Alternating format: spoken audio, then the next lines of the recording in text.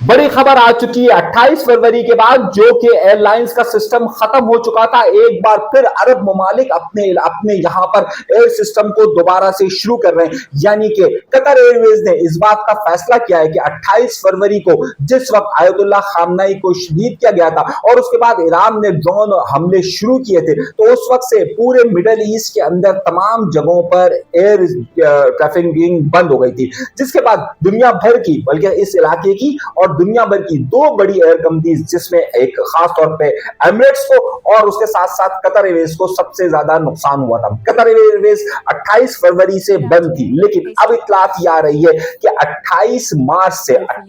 मार्च से Qatar Airways limited अपना operation शुरू कर रही है और वो बाकायदा न सिर्फ दीगर ममालिक के साथ साथ अमेरिका, उसके साथ साथ और कई ममालिक के अंदर अफ्रीका और तमाम ममालिक के लिए अपनी परवाजों को शुरू कर रहे हैं और ये 10 दिन का प्रोजेक्ट होगा, यानी कि 28 फरवरी से बाकायदा शुरू कर रहे हैं। हैरतअंगेज तौर पर कतर एयरवेज जब स्टार्ट हो रही है, लेकिन सिविल एविएशन ने उस वक्त तक उन पर पाबंदी लगा कर रखी हुई थी। 28 फरवरी के बाद से जब ईरान ने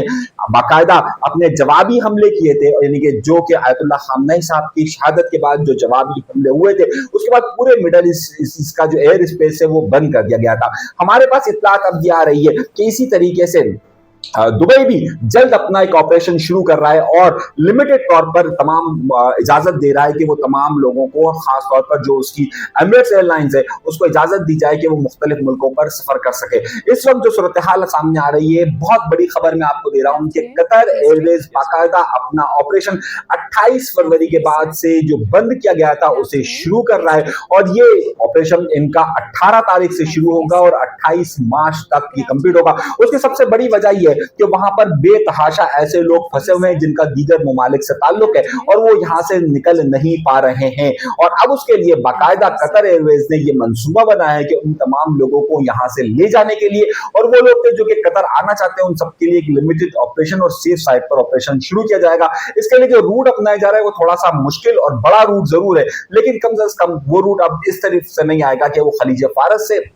या फिर बहरा अरब से नहीं गुजरेगा, बल्कि कहीं और से गुजरेगा। तो बड़ी अहम इत्तलात हमारे पास ये आ रही है कि ये सारा सिलसिला शुरू हो रहा है। इस हवाले से मजीद जो अपडेट आती रहेगी हम आपको लम्हा ब लम्हा आगाह करते रहेंगे। जो कुछ भी जंग की तबाही हो रही है, जो कुछ भी जंग में इस वक्त ईरान किस तरीके से अपने दुश्मनों का मुकाबला कर रहा है और अबू दुबई हो या फिर सऊदी अरब हो या फिर कतर हो या फिर इजराइल हो या फिर लबनान हो या फिर अमेरिका हो, यहाँ पर क्या क्या सूरत हाल हो रही है हम आपको लम्हा ब लम्हा आगाह रखेंगे। लेकिन अब तक की सबसे बड़ी खबर यह है कि कतर एयरवेज कि जिसे अरबों डॉलर का नुकसान हुआ था, अब कतर एयरवेज दोबारा से अपना ऑपरेशन शुरू करने की तरफ जा रहा है।